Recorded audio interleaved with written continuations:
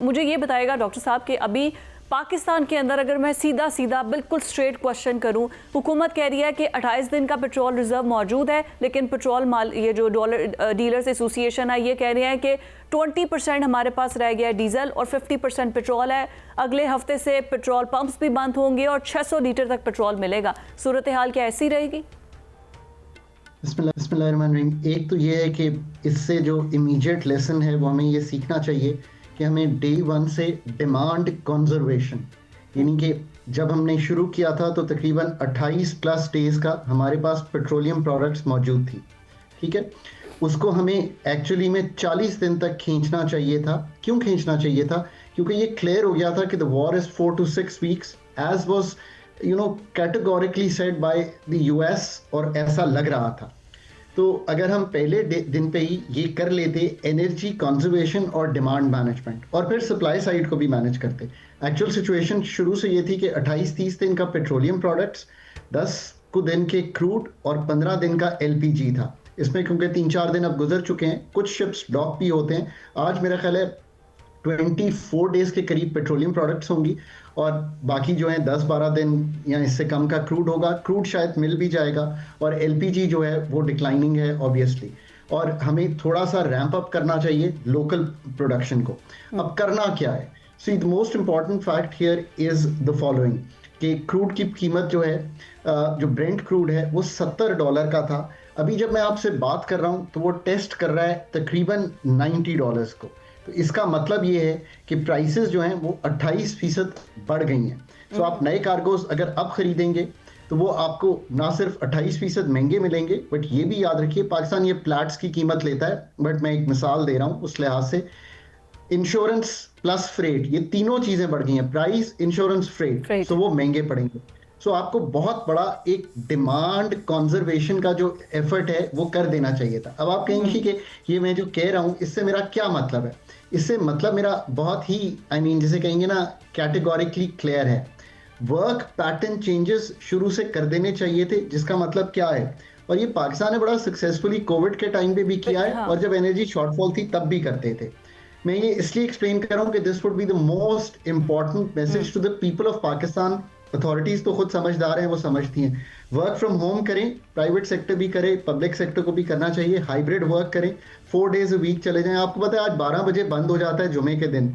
अब अगर सुबह 9 से 12 3 घंटे डिले भी कर देंगे या वो 3 घंटे बाकी 4 दिन ले जाएंगे तो ट्रांसपोर्ट कितनी बच जाएगी?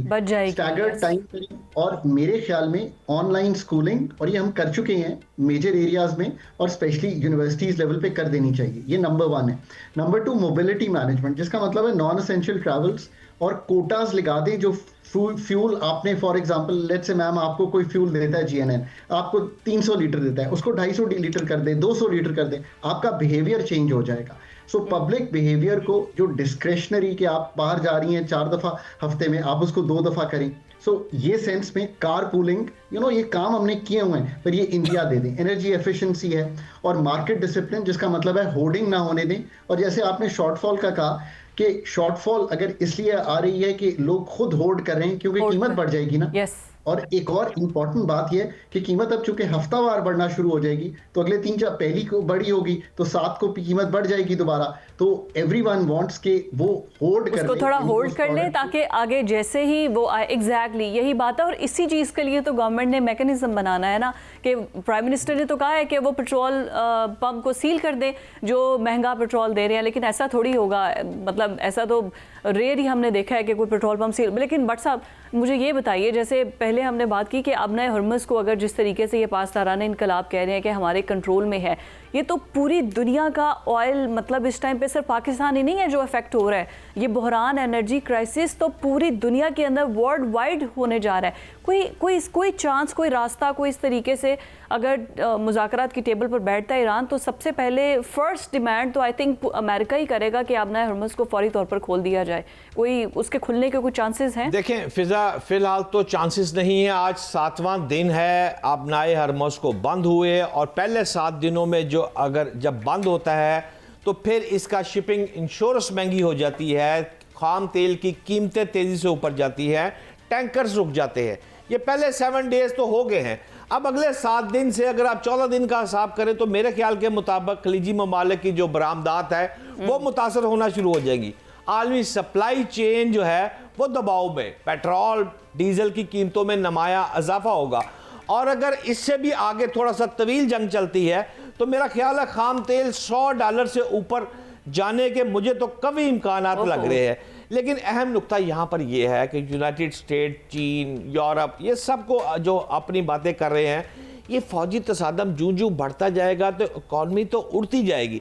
लेकिन 2 लाइनें मैं सिर्फ आपको ये कहूँगा कि इस मौके पर माहिर मौशत डॉक्टर नजीब साहब, आप भी हमारे साथ हैं और काबिल एहतराम है, मौशत को मुझसे ज़्यादा आप समझते हैं।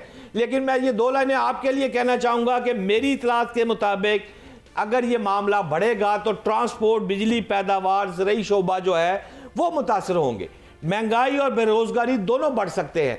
इन हालात में मेरा मुल्क जो है, एक तो मैं अफगानिस्तान की तरफ झुका हुआ हूँ, उससे फाइट करके उसको ठीक कर रहा हूँ, दूसरी तरफ से ईरान की फ़ज़ाओं में इस वक्त जो है वो इसराइल और अमरीकी तैयारे आ गए हैं। भारत मेरा पहले से मुखालिफ है। डॉक्टर खाकान नजीब साहब, मेरी मुल्क कहाँ खड़ा है इस वक्त, को रहनुमाई फरमाएं। इसमें तो कोई शक नहीं है ना कि अनसर्टन सर्कमस्टांसेस हैं। ईरान के साथ चूंकि बॉर्डर मिलता है, अफगान के साथ एक चपकलिश चल रही है, इंडिया से करके आ रहे हैं एक कॉन्फ्लिक्ट को resolve. So obviously, but you know, all in all देखिए, जहाँ तक हम अपने जो इमीडिएट है, 4 चीज़ें हैं जिनको मैनेज करना है। एक तो मैं जैसे कह रहा था, डिमांड साइड और सप्लाई साइड को मैनेज करके जो भी तेल की कीमत है उसमें इस वक्त क्योंकि एक बहुत बड़ा आंसर टैक्सेस का है, जिसको पीडीएल कहते हैं, जो 100 रुपए के करीब है, उसको कुछ आईएमएफ से बात करके मैनेज कर लें। नंबर 2, जो रेमिटेंसेस हैं, क्योंकि रेमिटेंसेस भी हिट हो सकती हैं। अगर यूएई में, मिडल ईस्ट में, ऑल ओवर सऊदी अरेबिया में अगर एक जिसे कहते हैं स्लो हो जाती हैं उनकी इकोनॉमीज, बिकॉज उनको भी याद रखिए बहुत तकलीफ तो ये होगी कि उनका सारा जो फूड है वो तो बाहर से आता है, वो कोई वहाँ पर फूड थोड़ी सारा मैन्युफैक्चर करते हैं या उगाते हैं या जिसे कहते हैं एग्रीकल्चर करते हैं। So obviously this can't linger on for too long, so that's you know the thing. तीसरी जो पाकिस्तान रेमिटेंसेस हो गई, ऑयल की कीमत हो गई। तीसरा हमारी एक्सपोर्ट्स हिट हो सकती हैं, बिकॉज जो डिस्क्रेशनरी बाइंग है, यानी कि आपने लिनन खरीदनी है अमेरिका में, आप रोक लेंगे, इस तरह आपकी जो एक्सपोर्ट हैं उसको हिट हो सकती है। तो आपका जो बैरूनी खसारा है तो उसको संभालने के जो मेजर्स हैं वो ले लेने चाहिए। और चौथी जो मैं कहता हूं कि इन्वेस्टमेंट ओवरऑल स्लो है, ये 2-4 माह तो अब मुश्किल गुजरेंगे और हमें रिकूप करना चाहिए कि जो एक्सपेंडिचर्स कर रही है हुकूमत उसको कंट्रोल करे, क्योंकि टैक्सेस की मद में कम आप कमा पाएंगे। और एक जो इसमें अच्छी चीज़ है वो ये है कि लॉन्ग टर्म के लिए हमने कुछ लेसन्स फिर दोबारा, जो मैं जब कोविड था तब भी कहता था, मैं रिपीट कर देता हूँ, energy conservation, energy long term के लिए, डिमांड कंजर्वेशन तो शॉर्ट टर्म है, पर लॉन्ग टर्म क्या है, आपने एनर्जी रिजर्व्स बनाने हैं ना। आपके पास 3 माह का अगर एनर्जी स्टोरेज होता तो आप बहुत कंफर्टेबल सिचुएशन एग्जैक्टली